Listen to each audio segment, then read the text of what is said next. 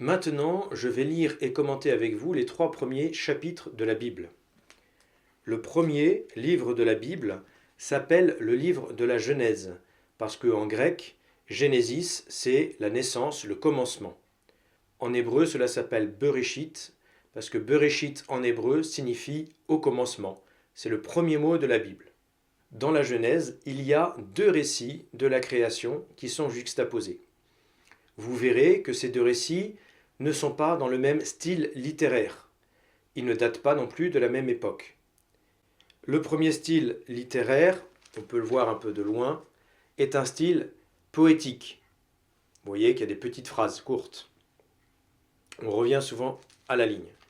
Et puis, le deuxième récit de la création, lui, est plus monobloc, c'est de la prose. Ces 2 récits, que l'on appelle par raccourci de langage Genèse 1, Genèse 2, c'est-à-dire Genèse chapitre 1, Genèse chapitre 2, sachant que les chapitrages et les sous-chapitres qu'on appelle les versets, les numéros de phrases, sont assez tardifs, 15e siècle, mais sont très pratiques, donc on les garde. Ces 2 récits de la Genèse sont juxtaposés, c'est-à-dire que est reconnu comme étant message de Dieu aussi bien le premier récit que le deuxième récit. Pourtant, ils ont des vraies différences. Dans le premier récit, Dieu fait toutes choses et au sommet de la création, le 6e jour, il crée l'être humain. Et le 7e jour, il se repose. La création en 7 jours, c'est le récit auquel vous êtes peut-être déjà habitué. Et puis, même si vous n'avez jamais fait attention, le deuxième récit de la Genèse, lui, commence par la création d'Adam. Pour Adam, Dieu fait toutes choses, plantes et animaux, et Adam s'ennuie, il est seul, et donc pour Adam, Dieu va créer Ève. Et à partir de la côte d'Adam, du côté d'Adam, Dieu va forger la femme et la présenter à Adam. Ça aussi, vous avez entendu déjà ce récit. Si dans la Bible, on juxtapose 2 récits qui ont des contradictions, c'est parce que ces 2 récits véhiculent le même message et que personne n'a jamais prétendu que les récits de la création racontent la création telle qu'elle s'est passée physiquement, matériellement. Ceux qui soutiennent ça, on appelle ça des créationnistes, et vous les trouverez dans les protestants américains au Texas, ceux qui sont un petit peu bas de plafond. Si jamais ils venaient à tourner une page de leur Bible et arriver au 2e chapitre, ils seraient surpris de voir qu'il y a un 2e récit de la création qui n'est pas en 7 jours. Mais laissons là ceux qui ne réfléchissent pas et écoutons la voix de l'Église. L'Église, quand elle interprète la Bible, et c'est la tradition héritée des Juifs, est de maintenir les 2 chapitres de la Genèse, les 2 récits de la création, de façon juxtaposée, car le message est le même. La façon de parler du livre de la Genèse pour la création est une façon mythique, c'est-à-dire fondatrice d'un mythe, fondatrice d'une vérité, qui transmet à partir d'un récit imagé des réalités profondes. Pensons à nos fables de La Fontaine en France. Voici le premier récit de la création, les premiers mots de la Bible. Au commencement, Dieu créa le ciel et la terre était informe et vide, les ténèbres étaient au-dessus de l'abîme et le souffle de Dieu planait au-dessus des eaux. Dieu dit, que la lumière soit, et la lumière fut. Dieu vit que la lumière était bonne, et Dieu sépara la lumière des ténèbres.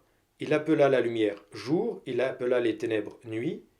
Il y eut un soir, et il y eut un matin, premier jour. Et Dieu dit qu'il y ait un firmament. Dieu fit le firmament, blablabla, et ce fut ainsi. Dieu appela le firmament ciel, il y eut un soir, il y eut un matin, deuxième jour. Et Dieu dit, blablabla, et ce fut ainsi. Dieu appela, blablabla, et Dieu vit que cela était bon. Et Dieu dit, blablabla, et ce fut ainsi, blablabla, et Dieu vit que cela était bon. Il y eut un soir, il y eut un matin, troisième jour. Et Dieu dit, blablabla, et ce fut ainsi, blablabla, et Dieu vit que cela était bon. Il y eut un soir, il y eut un matin, quatrième jour. Vous commencez à voir la poésie, oui, le rythme qu'il y a dans le texte. C'est pour ça que je fais exprès d'accélérer. Dieu dit, blablabla, et ce fut ainsi. Dieu vit que cela était bon. Il y eut un soir, il y eut un matin, cinquième jour. Et Dieu dit, blablabla, et ce fut ainsi, blablabla. Et Dieu vit que cela était bon. Dieu dit, faisons l'homme à notre image, selon notre ressemblance. L'homme au sens générique, c'est-à-dire l'être humain. Faisons l'être humain à notre image, selon notre ressemblance, blablabla. Dieu créa l'être humain à son image, à l'image de Dieu il le créa, il les créa, hommes et femmes. Dieu les bénit et leur dit, soyez féconds, multipliez-vous, dominez la terre, soumettez-la, etc., etc. Et ce fut ainsi. Et Dieu vit tout ce qu'il avait fait, et voici, cela était très bon. Il y eut un soir, il y eut un matin, 6e jour. Je commente maintenant ce que nous avons lu. Dieu dit, faisons l'être humain à notre image, selon notre ressemblance. Image et ressemblance, c'est un doublé, c'est une formule juive, hébraïque, qui marque l'insistance. Lorsque les Juifs répètent 2 fois un mot, ou mettent des synonymes, ou répètent 2 mots qui deviennent des synonymes dans leur esprit, c'est une insistance. C'est pour montrer que l'idée dont on parle est importante. Ainsi, la création de l'être humain est une idée importante. L'idée importante, c'est qu'il est à l'image de Dieu. Il y a eu des commentaires assez longs sur la différence entre l'image et la ressemblance. Ne vous énervez pas, c'est une formule de grammaire hébraïque. Donc il n'y a pas de différence, c'est un seul concept. L'être humain est créé à l'image de Dieu. Et c'est encore redit, Dieu créa l'être humain à son image. À l'image de Dieu, il le créa. Redoublement encore par le synonyme. Il les créa, hommes et femmes. Dieu les bénit et leur dit, soyez féconds, multipliez-vous, 2 verbes, une idée, la génération. Faites-moi un numéro 3, pour être à l'image de Dieu Trinité. Dominez la terre, soumettez-la. Travaillez pour être à l'image du Dieu créateur. Voilà énumérées les 2 vocations fondamentales de l'être humain, les 2 aspirations profondes de l'être humain. L'homme est fait pour travailler, l'homme est fait pour engendrer. Et nous constatons cette réalité humaine de façon négative, c'est-à-dire, j'ai envie de vous dire, quelles sont les 2 plus grandes causes de dépression chez l'être humain. Eh bien, c'est lorsque l'être humain a une peine de cœur, lorsque le domaine relationnel de l'amour ne fonctionne pas, ou qu'il est stérile, il ne se sent pas utile, il part en dépression. Et puis lorsqu'il est privé de son travail, lorsqu'il ne peut pas exercer son génie, lorsqu'il est bridé, eh bien, il part aussi en dépression. Donc c'est la preuve un petit peu par le négatif de cette vérité fondamentale exprimée par la Bible. Les 2 vocations fondamentales de l'être humain, les 2 aspirations fondamentales de l'être humain sont créer un lien avec l'autre en vue de la génération, la famille, le couple et la famille, et puis le travail, l'expression l'homo faber, l'homme qui fabrique, qui fait quelque chose, la production. Je continue la lecture. Ainsi furent achevés le ciel et la terre et tout leur déploiement. Le 7e jour, Dieu avait achevé l'œuvre qu'il avait faite. Il se reposa le 7e jour de toute l'œuvre qu'il avait faite, et Dieu bénit le 7e jour. Il le sanctifia, puisque ce jour-là, il se reposa de toute l'œuvre de création qu'il avait faite. Telle fut l'origine du ciel et de la terre lorsqu'ils furent créés. On entend bien que c'est la fin d'un récit.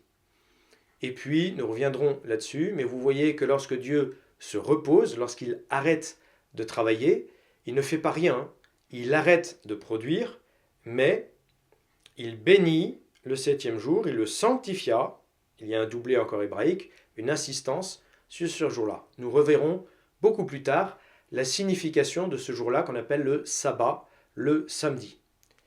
Soit dit en passant, Dieu a commencé à créer donc un dimanche. Le 1er jour de la semaine, c'est le dimanche. Le 7e jour de la semaine, c'est le samedi. Nous avons perdu cela avec l'invention britannique du week-end, mais dans la culture romaine, qui est encore la nôtre dans le dictionnaire, vérifié, le dimanche est le 1er jour de la semaine. Et l'on enchaîne ainsi, sans transition, avec le 2e récit de la création. Nous venons de dire, telle fut l'origine du ciel et de la terre lorsqu'ils furent créés. Lorsque le Seigneur Dieu fit la terre et le ciel, aucun buisson n'était encore sur la terre. Là, on voit bien quand même qu'on a changé de récit. Lorsque le Seigneur Dieu fit la terre et le ciel, aucun buisson n'était encore sur la terre, aucune herbe n'avait poussé, parce que le Seigneur Dieu n'avait pas encore fait pleuvoir sur la terre, et il n'y avait pas d'homme pour travailler le sol. Tiens, on nous indique la vocation au travail de l'être humain. Mais une source montait de la terre et irriguait toute la surface du sol. Alors le Seigneur Dieu modela l'homme avec la poussière tirée du sol. Il insuffla dans ses narines le souffle de vie, tiens, roua, le souffle de vie, et l'homme devint un être vivant. L'homme est un être relationnel avec Dieu. L'homme est un animal transcendantal. L'homme vit de la vie de Dieu. L'homme est capable de Dieu. Voilà toutes les autres formulations que la philosophie ou la théologie ont développées dans le reste de l'histoire humaine. Le Seigneur Dieu planta un jardin en Éden à l'Orient et y plaçait l'homme qu'il avait modelé. Le jardin d'Éden, le paradis originel. Jardin, dans la Bible, est un mot qui n'est pas hébreu, mais qui est babylonien, chaldéen. Ce mot, jardin, est Pardès. Pardès a donné paradis. Le paradis, c'est le jardin originel. Et c'est un mot babylonien. Donc ça nous permet de dater ce récit. Il a été écrit lorsque les Juifs furent déportés à Babylone, lors de l'exil, c'est-à-dire entre 500 et 600 avant Jésus-Christ. Le fait de savoir que c'est écrit lorsque les Juifs furent à Babylone nous permet de comprendre cette histoire de jardin. Car parmi les 7 merveilles de l'Antiquité, il y a les jardins suspendus de Babylone. Lorsque les Juifs sont arrivés à Babylone, ils ont vu les jardins suspendus, ce que l'on appellerait aujourd'hui un rooftop végétalisé. Ils ont vu à Babylone déjà des immeubles, alors que eux sont uniquement capables de construire un rez-de-chaussée avec une terrasse. On peut aller sur le toit des maisons juives, mais c'est uniquement un rez-de-chaussée. Là, ils ont vu des immeubles. Et en plus, en haut des immeubles, il y avait des jardins, les jardins suspendus de Babylone. Car les Babyloniens avaient réussi à faire monter l'eau dans les étages grâce à un système d'hélices. Ce qui signifie que lorsque vous êtes dans un pays chaud et que sur le toit de votre immeuble, vous avez un jardin, c'est-à-dire un endroit frais, eh bien vous avez une sensation de bien-être, une sensation de bonheur. Et voilà pourquoi c'est le jardin qui est représenté comme étant l'œuvre de la création de Dieu. Dieu a fait un espace de bien-être pour l'homme. Voilà le message donné par la Bible. Je reprends. Le Seigneur Dieu planta un jardin en Éden à l'Orient et y plaça l'homme qu'il avait modelé. Le Seigneur Dieu fit pousser du sol toutes sortes d'arbres, à l'aspect désirable et aux fruits savoureux. Il y avait aussi l'arbre de vie au milieu du jardin, et l'arbre de la connaissance du bien et du mal. Un peu plus tard, nous verrons que cet arbre est le même arbre. Il y avait aussi l'arbre de vie, l'arbre qui procure la vie, qui est l'arbre de la connaissance du bien et du mal. L'arbre de la connaissance du bien et du mal, on est d'accord que ce n'est pas un arbre physique qui pousse dans un verger. On en reparlera plus tard.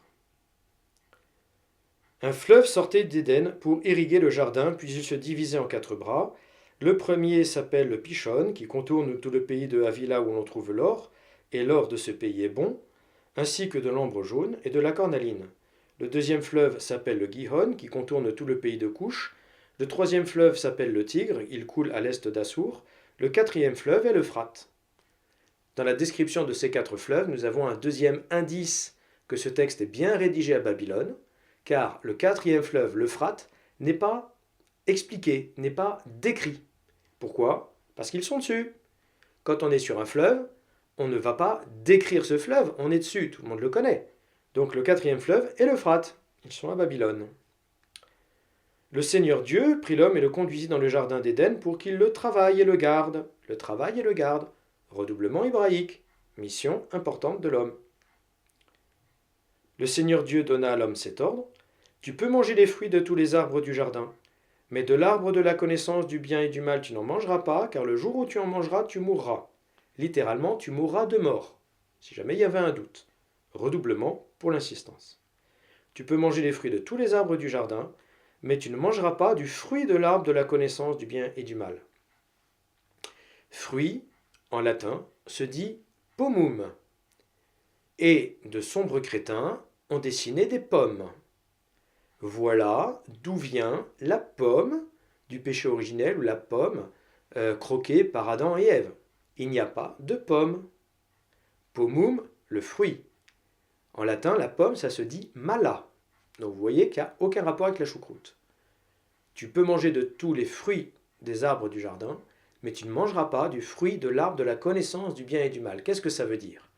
Le fruit de l'arbre de la connaissance du bien et du mal, la connaissance, c'est dire ce que c'est. Nous verrons ensuite que Adam va désigner par leur nom tous les animaux. Il sait ce que c'est. Il connaît ce que c'est qu'un lapin. Il connaît ce que c'est qu'un poireau. Maintenant, désigner le bien et le mal, ce n'est pas une prérogative qui revient à l'homme, c'est une prérogative divine, puisque le bien se définit par rapport à Dieu. Est bien ce qui est conforme à la volonté de Dieu, et mal ce qui s'éloigne de la volonté de Dieu. Dieu est en train de dire à l'homme, tu peux faire tout ce que tu veux mon chéri, mais n'oublie pas que tu es créature et pas créateur. N'oublie pas que tu n'es pas le centre du monde. Que oh, ça m'arrange, donc je dis que c'est bien, ou ça me dérange, donc je décrète que c'est mal, ça s'appelle un caprice, et c'est très vilain. L'homme n'a pas à déterminer le bien et le mal, plus exactement, le bien et le mal ne se déterminent pas par rapport à l'homme. Et s'il peut avoir le sens du bien et le sens du mal au fond de sa conscience, c'est parce que sa conscience est l'écho de la voix de Dieu, le reflet de la présence de Dieu, l'empreinte de Dieu en lui. Le bien et le mal se déterminent par rapport à Dieu, ne se déterminent pas par rapport à l'homme. Voilà ce qui est interdit à l'homme de faire, déterminer le bien et le mal par rapport à lui. Parce que cela ne revient pas à l'être humain, ce n'est pas dans les prérogatives humaines, cela ne correspond pas à la nature humaine. C'est le propre de Dieu, ce n'est pas le propre de l'homme. J'arrête d'insister. Le Seigneur Dieu dit, « Il n'est pas bon que l'homme soit seul. Je vais lui faire une aide qui lui correspondra. » Littéralement, je vais lui faire une aide, c'est un secours vital. Tu ne l'as pas, tu meurs. Donc, quand Dieu dit il n'est pas bon que l'homme soit seul, c'est-à-dire que l'homme est en réel danger existentiel. L'homme tout seul ne peut pas vivre, ne va pas bien. Je vais lui faire un secours existentiel, un secours vital, qui lui correspondra littéralement posé en vis-à-vis, posé en face à face. Et si effectivement je mets en vis-à-vis, je retrouve ce qu'on dit un petit peu en philosophie, que autrui est un autre moi, il y a une certaine ressemblance, et pourtant c'est un autre que moi. La superposition n'est pas possible. Mais précisément parce que c'est un être qui est en vis-à-vis, en miroir, en correspondance, eh bien l'unité va être possible. Il n'est pas possible de joindre de main gauche ou de main droite de façon satisfaisante. On peut juste se lier par les pouces. Mais vous voyez que la communion ne peut pas être entière. Je reprends. Le Seigneur dit, « Il n'est pas bon que l'homme soit seul, je vais lui faire une aide qui lui correspondra. » Avec de la terre, le Seigneur Dieu modela toutes les bêtes des champs, tous les oiseaux du ciel, et les amena vers l'homme, pour voir quel nom il leur donnerait. C'étaient des êtres vivants, et l'homme donna un nom à chacun. L'homme donna donc leur nom à tous les animaux, les oiseaux du ciel, toutes les bêtes des champs, etc. C'étaient des êtres vivants, mais vous avez vu que Dieu n'a pas soufflé de son souffle de vie dans les narines de ces autres êtres vivants, de ces animaux. Ils sont animés, ils bougent, ils vivent, on est d'accord, mais pas de la vie de Dieu. L'homme est une catégorie à part, ce que nous avait dit déjà le premier chapitre de la Genèse. Puisque Dieu crée, Dieu dit, Dieu crée, puis à un moment, Dieu, Jean-Paul le dira, semble se retirer en lui-même. Dieu dit, faisons l'homme à notre image selon notre ressemblance. Vous voyez, il y a une pause. L'homme, c'est une catégorie à part. Dieu a davantage réfléchi à la création de l'être humain. Ici, c'est pareil. Il y a le souffle de vie donné à l'être humain et juste la vie donnée aux animaux. Là aussi, Jean-Paul II insistera en commentant ce texte, en disant que l'homme n'est pas un animal raisonnable, l'homme n'est pas un mammifère évolué, l'homme est une autre catégorie que l'animal. L'homme, c'est l'homme, parce que l'homme est capable de transcendance, capable de Dieu, et donc il n'est pas un animal. Alors biologiquement, ce que je dis va peut-être en faire sourire ou énerver beaucoup, mais anthropologiquement, c'est vrai, puisque les anthropologues cherchent la distinction entre l'animal et l'homme. Quand est-ce qu'on déclare, lorsqu'on a trouvé un squelette, que c'est un squelette animal ou que c'est un squelette humain? Eh bien, lorsqu'il y a des signes de transcendance, lorsqu'il y a des signes d'enterrement, lorsqu'il y a des objets qui ont été mis dans la tombe ou que le squelette est mis en position fétale ou alors en position allongée avec une lance à ses côtés, etc., ou alors avec des bijoux, enfin vous voyez, un signe de sépulture particulière, c'est-à-dire un signe de conscience de la dignité humaine et sans doute aussi un signe de transcendance, de foi en l'au-delà de la vie.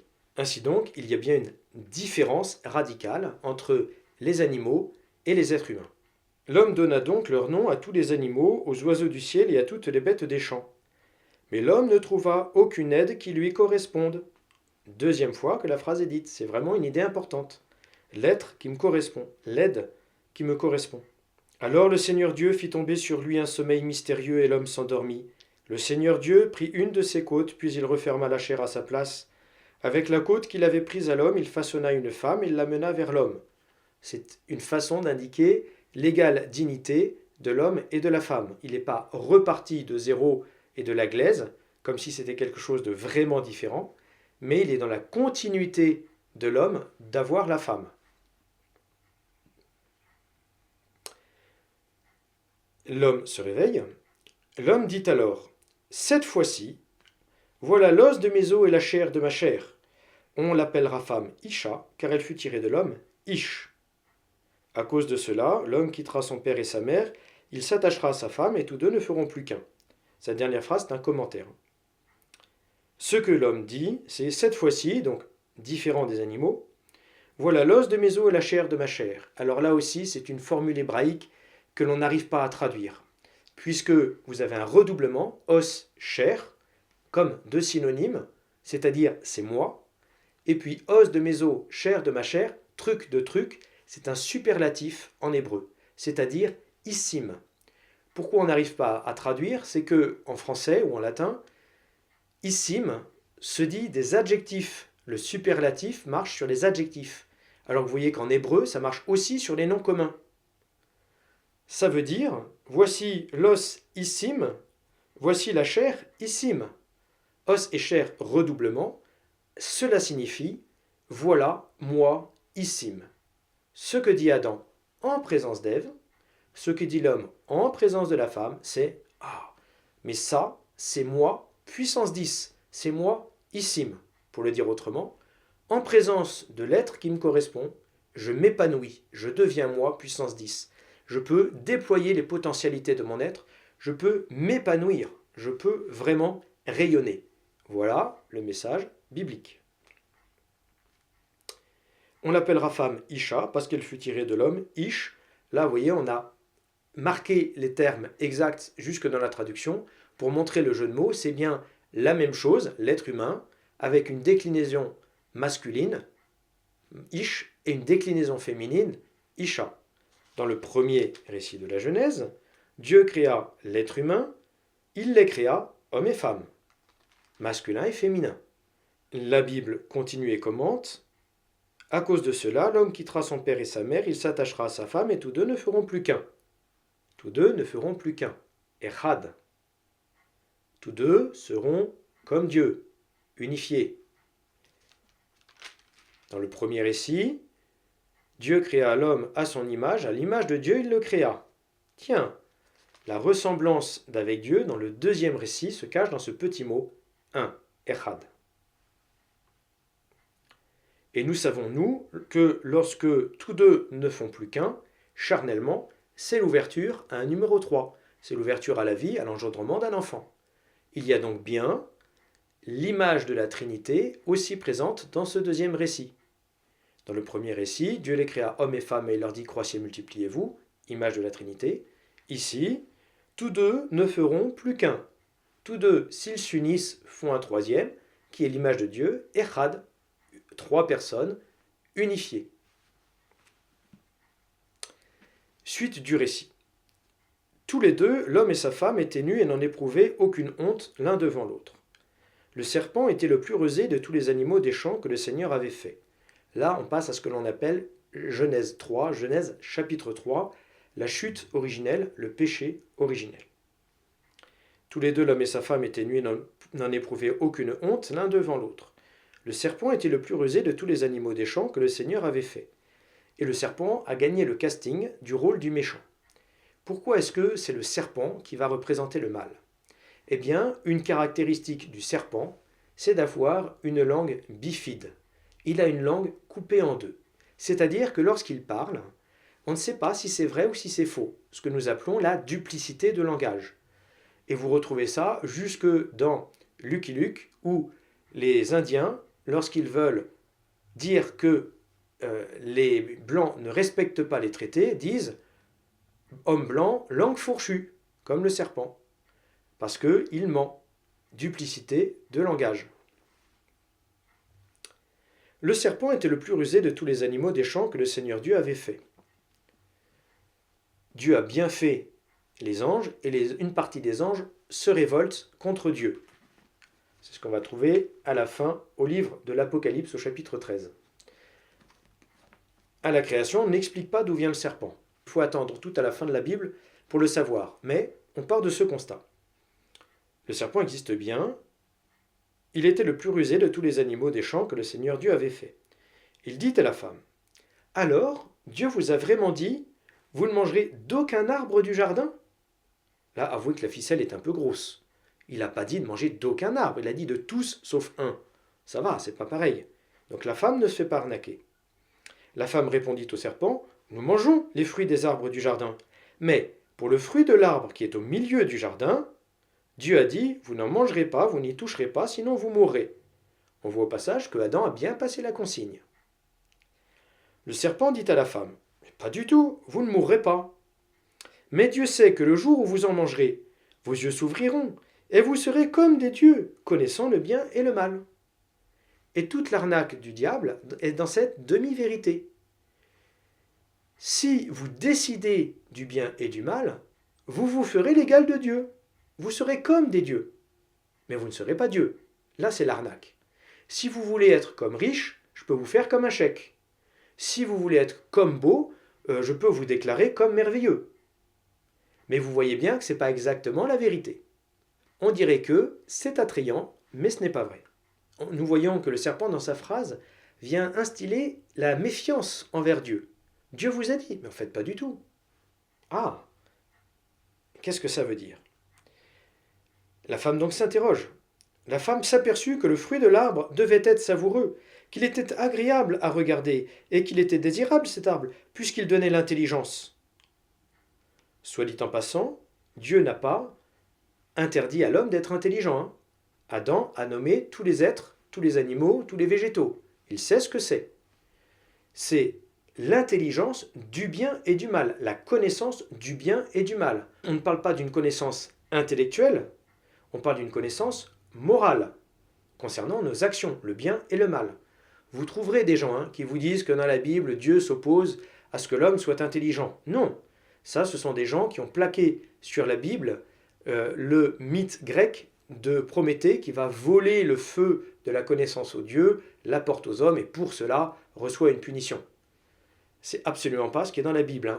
Laissez les mythes grecs chez les Grecs et puis lisez la Bible avec un esprit ouvert. La femme s'aperçut qu'il était désirable cet arbre puisqu'il donnait l'intelligence. Elle prit de son fruit et en mangea. Elle en donna aussi à son mari et il en mangea. Alors leurs yeux à tous deux s'ouvrirent et ils se rendirent compte qu'ils étaient nus. Ils attachèrent les unes aux autres des feuilles de figuier et ils s'en firent des pagnes.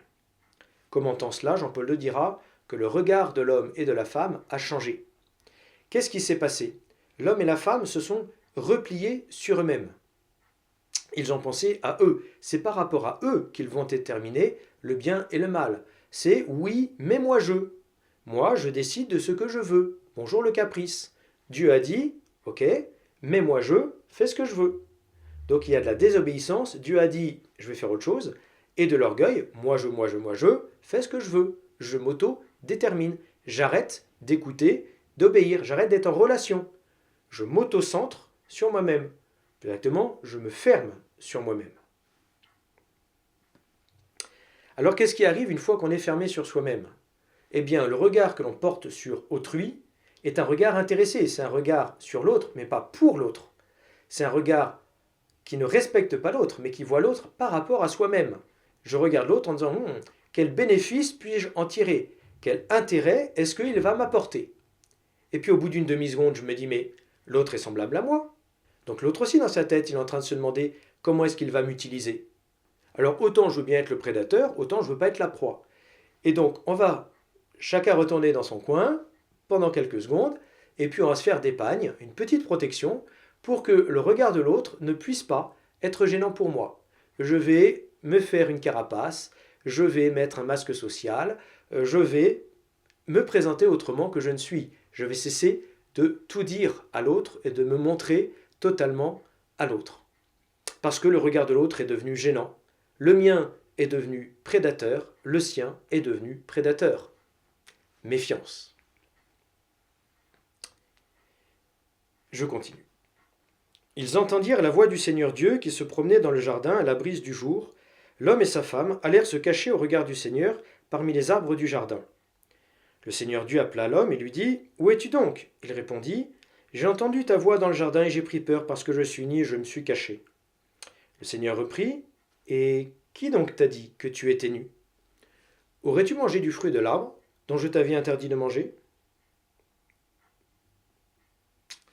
L'homme répondit « La femme que tu m'as donnée, c'est elle qui m'a donné du fruit de l'arbre, et j'en ai mangé. » Donc vous voyez bien que le premier réflexe d'Adam et Ève, c'est de se cacher de Dieu. La relation à Dieu est brisée. J'ai peur de Dieu. J'ai pas confiance en Dieu. Parce que je suis pas très fier quand même de moi. Donc, j'ai pas trop envie de me présenter au regard de Dieu parce que ça supposerait chez moi de l'humilité alors que je viens de poser un acte d'orgueil. Je préfère rester bien au chaud dans mon orgueil et dans ma crasse. Alors je me cache de Dieu. Et puis ensuite, quand Dieu m'interroge, j'accuse. C'est la femme qui vient de toi. Donc moi, je suis Blanche Colombe, parfaitement innocent. Vous avez là dans la Bible un concentré de mauvaise foi masculine. Je crois qu'on n'a jamais fait aussi bien. Et ensuite, le Seigneur va en tirer les conséquences. Il va s'adresser au serpent, puis à la femme, puis à l'homme. Mais pour ce qui m'intéresse, je vais lire dans un autre ordre. D'abord la femme, puis l'homme et le serpent pour la fin. Le Seigneur Dieu dit ensuite à la femme « Je multiplierai la peine de tes grossesses et c'est dans la peine que tu enfanteras des fils. » Vous avez entendu le redoublement hébraïque, c'est une insistance. Ton désir te portera vers ton mari et celui-ci dominera sur toi. Engendrer faisait déjà partie de la vocation fondamentale de l'être humain. C'est ce qui est dit dans le premier récit. Maintenant, il est dit que cette vocation fondamentale de l'être humain sera pénible. C'est dit à la femme, puisque c'est elle qui engendre, qui porte l'enfant et le met au jour, mais c'est aussi vrai de l'homme.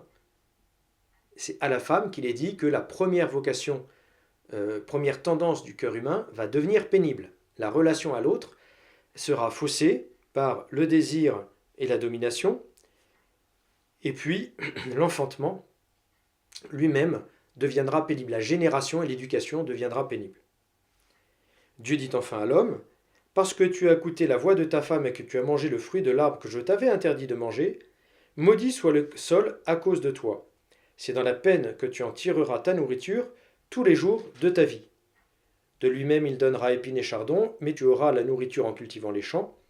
C'est à la sueur de ton visage que tu gagneras ton pain, jusqu'à ce que tu retournes à la terre dont tu proviens, car tu es poussière, et la poussière tu retourneras. » Il est dit à l'homme que la deuxième vocation fondamentale du cœur humain et de l'être humain, c'est-à-dire le travail, va devenir pénible, avec toujours une insistance hébraïque avec le redoublement. C'est dans la peine que tu tireras ta nourriture du sol tous les jours de ta vie, c'est à la sueur de ton visage que tu gagneras ton pain. Donc la pénibilité. Et puis est annoncée aussi la mort. Dieu avait dit, si tu manges du fruit de l'arbre de la connaissance du bien et du mal, tu mourras de mort. Tu ne seras plus en relation avec Dieu qui t'a procuré la vie. C'est Dieu qui a insufflé son souffle de vie, roi, dans tes narines et qui t'a donné la vie. Tu t'es coupé de Dieu, tu n'as plus la vie de Dieu qui vit en toi, tu es mort. Tu meurs de mort spirituelle, dirons-nous. Mais aussi, tu vas mourir de mort physique. Tu retourneras à la terre dont tu proviens, car tu es poussière, et la poussière tu retourneras. nous disons que Dieu avait fait à l'homme 3 cadeaux. Le cadeau d'une science élargie, c'est-à-dire une science intuitive. L'homme savait ce qu'étaient les choses intuitivement. Il n'avait pas besoin de faire beaucoup d'études pharmacologiques pour éviter intuitivement de manger des champignons vénéneux et puis pour savoir quelles étaient les propriétés des choses. Il savait, il nommait les animaux, il savait ce que c'était. Une science très étendue, intuitive. Nous avons une science réflexive. On doit réfléchir et tout redécouvrir d'une certaine façon. L'homme, à la base, avait une science intuitive. Il était capable de réflexion, mais il avait d'abord une science intuitive. Le deuxième cadeau que Dieu avait fait, c'était de ne pas souffrir, puisque c'est après le péché originel qu'est annoncée la souffrance. Et puis le troisième cadeau, c'était l'immortalité, de ne pas devoir vieillir, de ne pas devoir mourir, d'avoir un corps, on pourrait dire, fixé sur un palier. Puisque l'homme était fait pour vivre en présence de Dieu et que Dieu ne vieillit pas, eh bien l'homme ne devait pas vieillir, devait continuer à vivre avec un métabolisme constant, si on peut dire ainsi. Alors le Seigneur dit au serpent, « Parce que tu as fait cela, tu seras maudit parmi tous les animaux et toutes les bêtes des champs. Je mettrai une hostilité entre toi et la femme, entre ta descendance et sa descendance. Celle-ci te meurtrira la tête et toi tu lui meurtriras le talon. » Genèse chapitre 3, verset 15. Ce verset est absolument fondamental. Dieu dit, « Je mettrai une hostilité entre toi, le serpent, et la femme, entre ta descendance de serpent et sa descendance de femme. » Ou on peut traduire aussi, et dans le Nouveau Testament les deux traductions existent, entre ta descendance de serpent et sa descendance de femme ou son descendant de femme. Si je traduis son descendant, c'est un masculin singulier. Et saint Paul désignera ainsi Jésus de Nazareth, le Christ, le Messie. Masculin singulier, un garçon. Descendant d'Ève, un être humain. Exactement, Dieu fait homme, mais ayant assumé pleinement la nature humaine. Et puis si je traduis sa descendance, c'est un collectif de genre féminin. Ça tombe bien, ça marche en hébreu, ça marche en grec, ça marche en latin, ça marche en français. J'ai désigné l'Église. Ou bien le descendant d'Ève écrasera le serpent et sa descendance, c'est-à-dire un masculin singulier, Jésus de Nazareth, ou bien l'Église, c'est-à-dire l'ensemble des gens rassemblés avec le Christ, autour du Christ, unis au Christ. Ecclésia, rassemblement, communauté.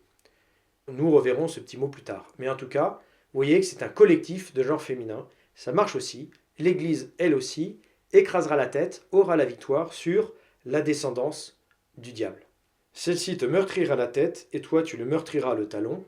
Le diable essaie toujours de venir par derrière, par le talon, jamais en face, toujours de façon sournoise, et puis on lui écrase la tête, c'est-à-dire on a la victoire. Ce petit verset, Genèse 3,15, est ce qui a été surnommé le proto-évangile. Proton en grec, le premier, évangile, l'annonce de la victoire, la bonne nouvelle de la victoire. Il y a ici une première annonce de la victoire. Il y aura un descendant ou une descendance qui aura la revanche sur le serpent.